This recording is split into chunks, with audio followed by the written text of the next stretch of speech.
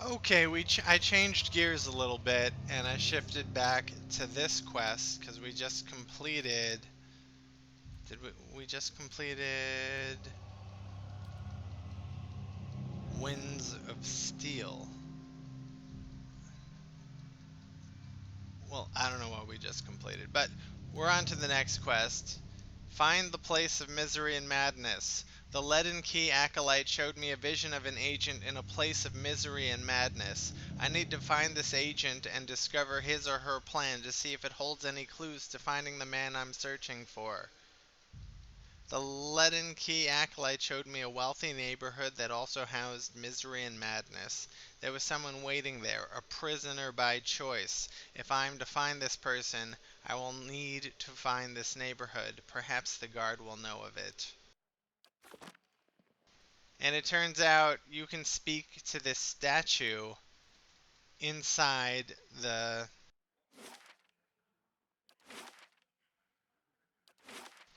sanitarium. So let's speak to her, or him, or it. Head Warden Ethel Mower.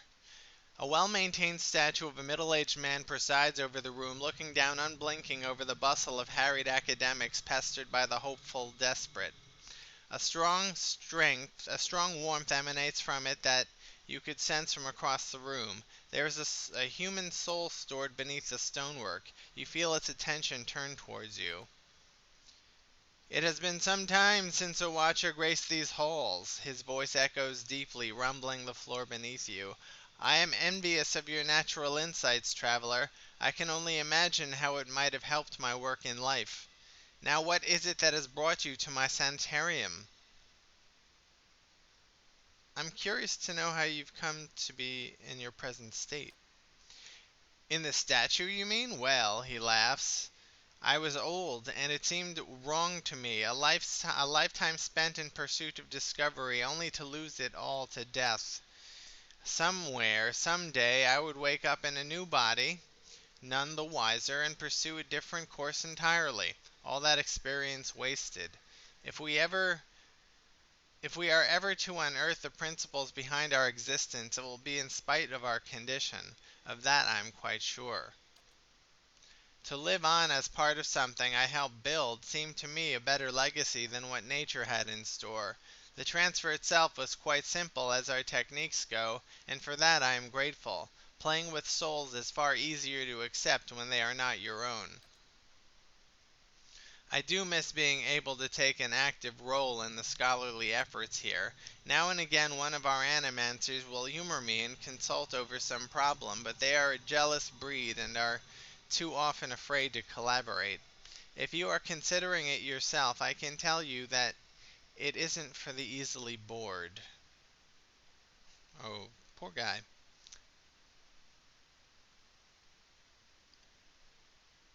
Tell me about the sanitarium.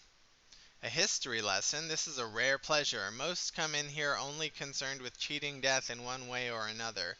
We are an old institution as Deerwood goes. This is our 94th year. As with many cities, the growth of Defiance Bay brought with it a host of problems. One of the worst was that those born with, shall we say, ill-favored souls came to populate its streets in droves. Thus the sanitarium. Brackenbury was a natural fit. It was growing, but there was also a lot of money here back then. This place owes its survival to the curiosities of the wealthy more than anything, I think. Our founding our founding came at a time of great suspicion and animancy, much like today. So much progress has been lost to the mishaps of a few careless practitioners. But in time it was forgotten, as all things are forgotten. Since then, we have been at the forefront of animancy's resurgence. We have played host to many gifted researchers and pushed the boundaries of our knowledge in ways never thought possible. Some of the first safe transferences were done here, and we have pioneered work in soul purification, lineage analysis, preservation. It's really quite a list, if you'll pardon my pride. Today it's, well, I can't say it's exactly the same. There's been some push to shut us down. It comes from Deerwood's more excitable denizens, whose minds are more passionate than thoughtful, I'm afraid. People see this legacy and they see it involves something they don't understand. So it's natural for them to suspect people whose understanding exceeds theirs. It looks to them like we're hiding something. We have a representative in the palace at this very moment, defending the entire science of animancy at a hearing before the Duke. Absurd as it sounds, if it does not go well, it could be the end of animancy in Deerwood. I fear I fear Ivar may be swayed by all the unrest, irrational though it may be. We shall see. Does anyone here know anything about awakenings? There's an animancer on the lower floor who came all the way from Revwa to study them. Yes, we already dealt with her. And I think nothing was really solved. You may have a member of the Leaden Key in your midst. Ethelmoer groans and the stone around him shudders. I could have done without hearing that today. Many have their intrusions been into our affairs. Of course, one can seldom be certain whether they've meddled or whether calamity has struck on its own, but a few of their less skilled infiltrators have been exposed from time to time. They are a perpetual nuisance. Once again I am reminded of how envious I am of your gifts. I suspect they would be of some use in verifying one's identity. You are at odds with the Leaden Key as well, I take it.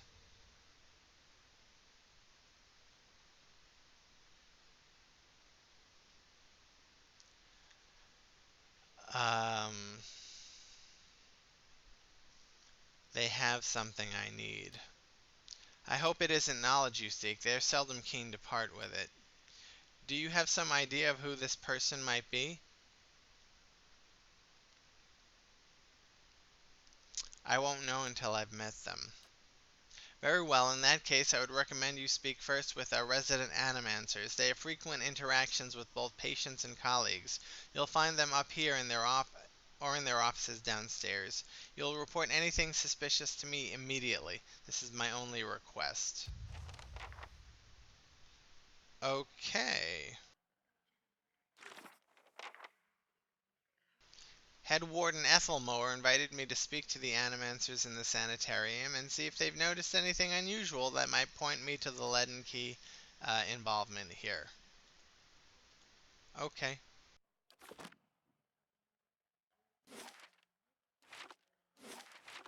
Mm-hmm.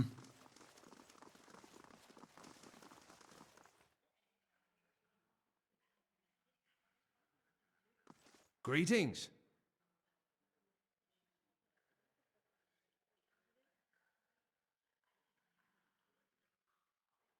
Looks like we asked him everything. What do you do here? Uh-huh, uh-huh. Good day to you. How do you do? Well, that teaches me a lesson not to go over dialogue twice.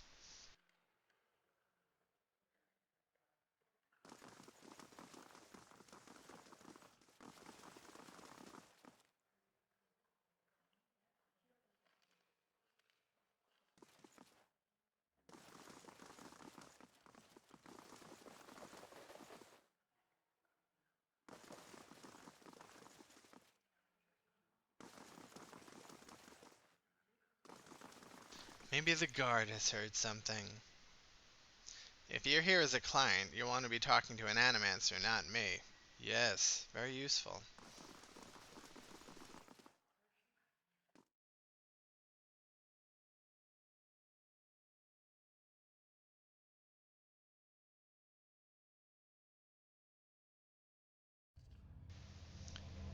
Okay, so the next thing to do is talk to Ethelmoer about Azo.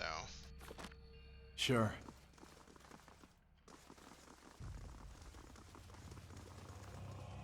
Hail, traveler! I found records that Azo may be running some questionable experiments. Experiments? Cadman, Azo is in charge of patients' welfare now. He's not authorized to run any more experiments. I am disappointed in Cadman. I had hoped he would be the one to guide your inquiry. He'll be in his office or in the patient wards. I am granting you immediate access so you can find him. No doubt you will wish to speak to him further on this matter, and I for one am curious as to what he might have to say. Tread carefully in the wards. There are a few dangerous cases. I would ask also that you do your best not to agitate the patients. They have enough trouble as it is.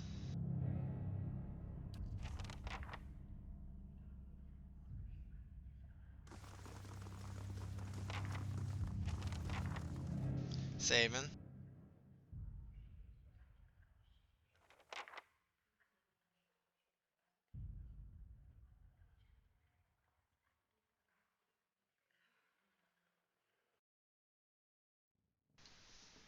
Okay, so far I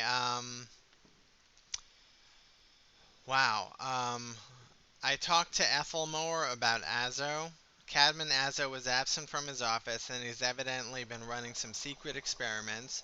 I took this up to the head warden, and what she said was that Azo's own records showed that he sometimes forced patients to undergo experiments even when they were unwilling. One patient from the North Ward, Graham, was a frequent test subject. Gran may be able to shed some light on whether Azo has been working with the leaden key. And that's from our conversation with Ethelmoer. I know I'm pronouncing that wrong. Sure.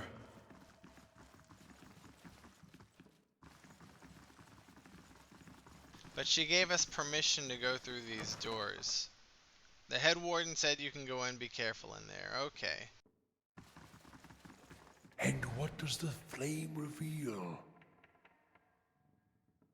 Flesh construct.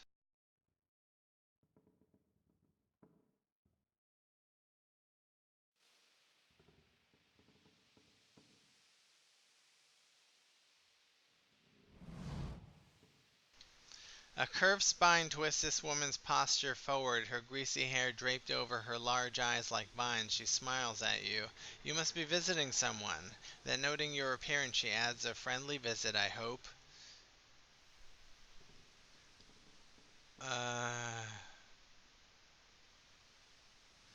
Have any patients here been acting unusually? Well, there's Batixa, who relives a murder she committed more than 5 lifetimes ago. Idleman, who they say only has half a soul and who was found collecting the faces of others because he believed his own to be a false one. Graham, he speaks in a language no one understands and wails at night sometimes. Different from their normal behavior, I mean. Well, yes, I suppose, but nothing they didn't volunteer for. Master Azo let us know that a number of patients in the North Ward had volunteered for a new therapy and would be escorted to his laboratory to receive treatment. The North Ward has our most troubled cases. I'm glad some of them have chosen to get help. It seems to me it's gotten quieter over there since it started. It's Graham I see them taking in the most. He struggles, but he always was a bit of a wild one.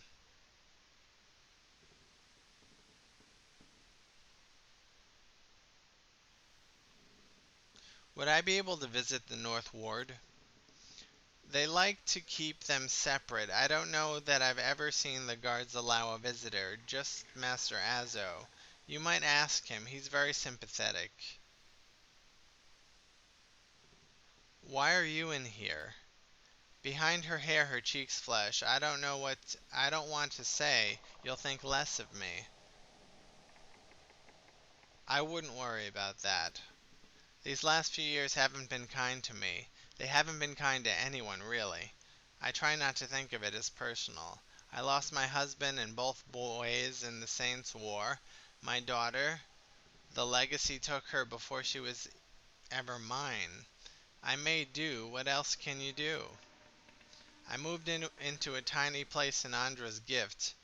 Got by mending clothes and on the kindness of strangers when I had to. But I was surviving and the gods were watching over me. I could live with that. Then one day this nobleman comes in, wants this fancy gown fixed, gorgeous thing, this shade of blue I'd never seen before. Only I looked at it and it reminded me of something. I had what they call an awakening. I remembered being a noble woman myself in another life, people doting over me, men doting over me, the best the best food, the most beautiful home, all the things you'd never dare to dream of. They were mine.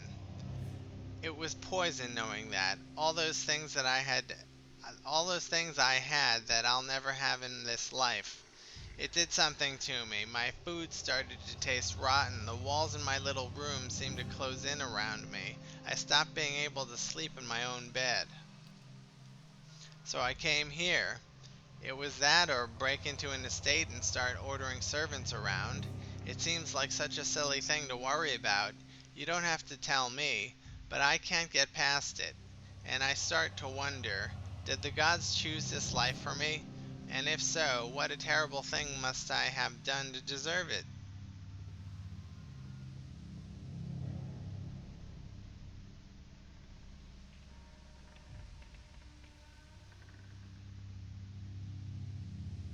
Nobody deserves to go through what you've gone through. I hope not. I can't even imagine the monster who deserves what half the patients here go through every day. What do you know about this Animancer, Azo?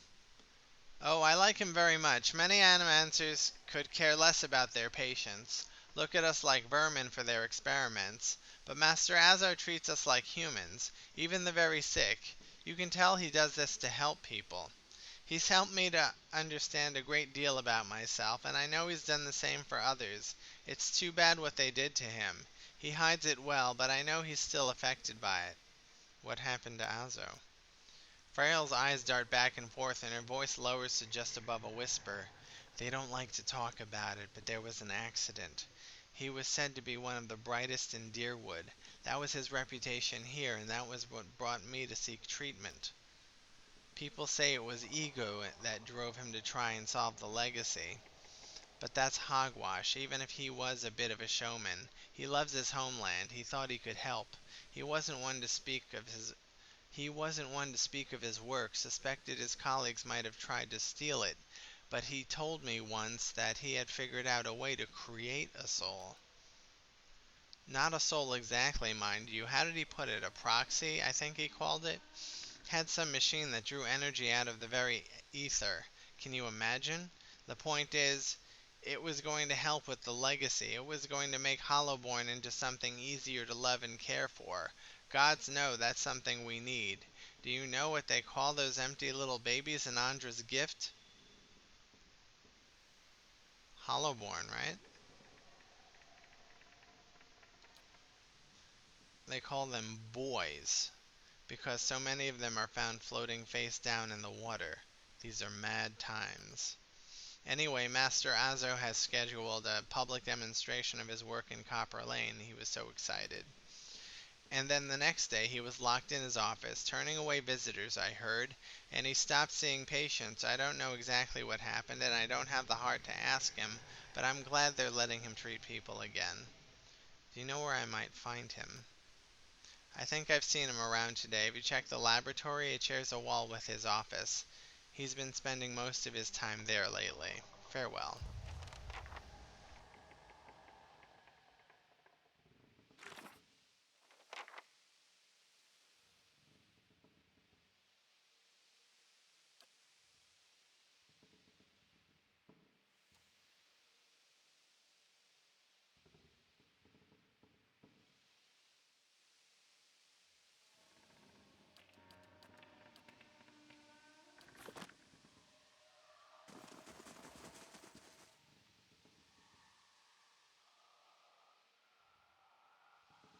I shall be quiet as a calm sea, which is not very quiet.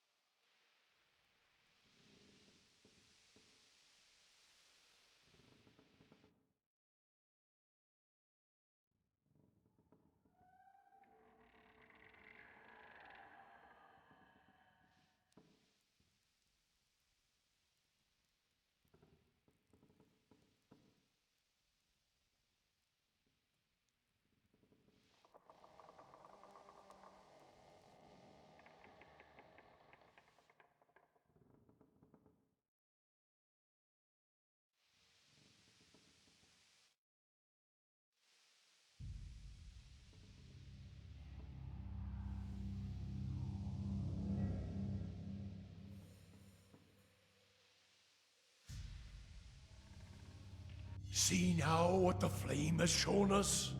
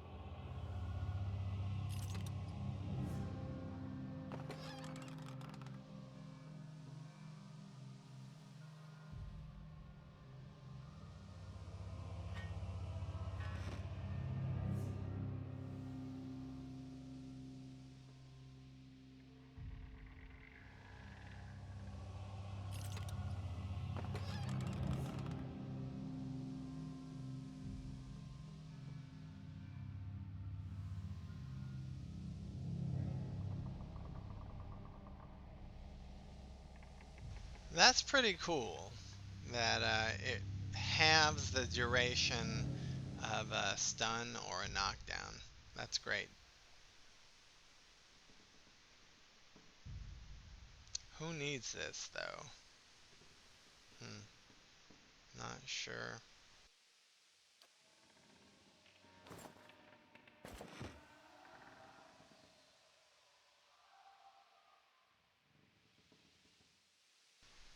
There's Azo.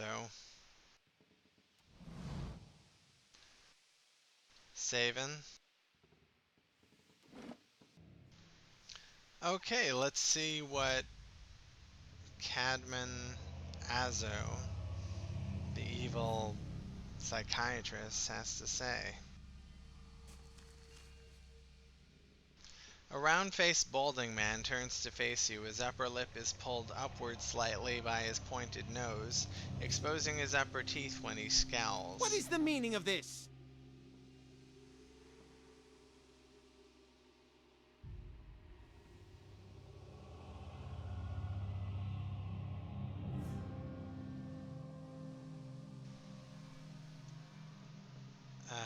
I'd like to access the North Ward.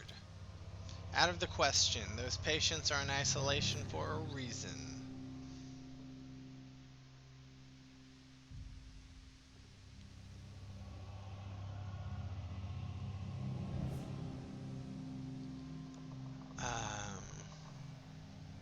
I've seen your records. I know what you're doing with them. Those are private. You have no right. He balls up his fists and digs his teeth into his index finger, a growl simmering beneath his breath and a deep scowl compressing his face. Fine. Speak to them for all the good it'll do you. I'm sure the discussions will be fascinating. He pulls a heavy key from one of his pockets and nearly slams it down on the floor before handing it to you.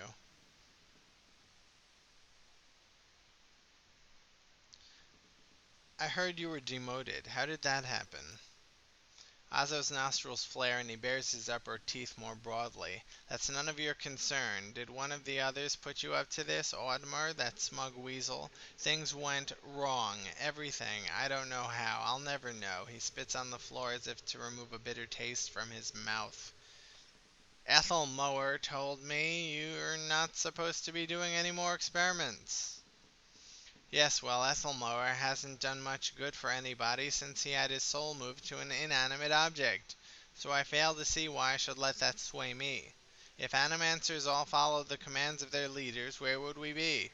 We'd all be as backward and willfully ignorant as Raduxeras. We would know nothing about life or death or even ourselves. We would be lost in the dark with no clue as to why. Our leaders guide us, and without them we risk losing our way. If this man would strike off on his own, then let him fend for himself without the benefit of the sanitarium.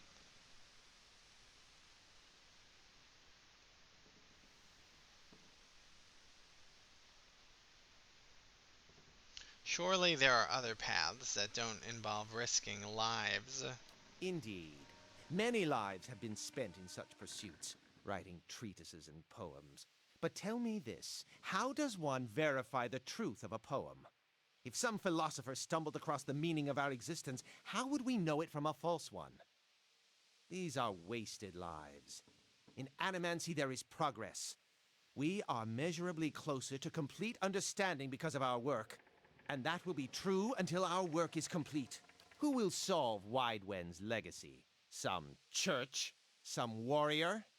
It will be an Animancer, or it will be no one at all.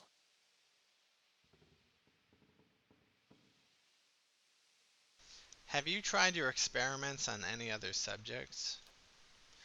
I have, yes. No point in lying about it now that Ethelmo is involved. I asked for volunteers from our patients, and a few brave souls came forward. I was very close at one time to a breakthrough. They understood that. They understood their sacrifices would mean something.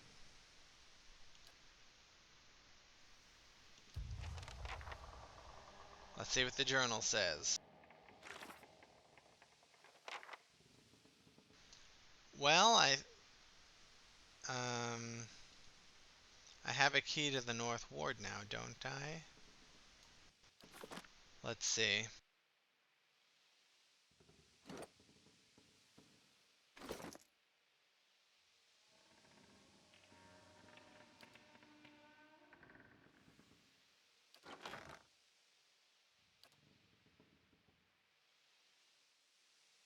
Yes, I do.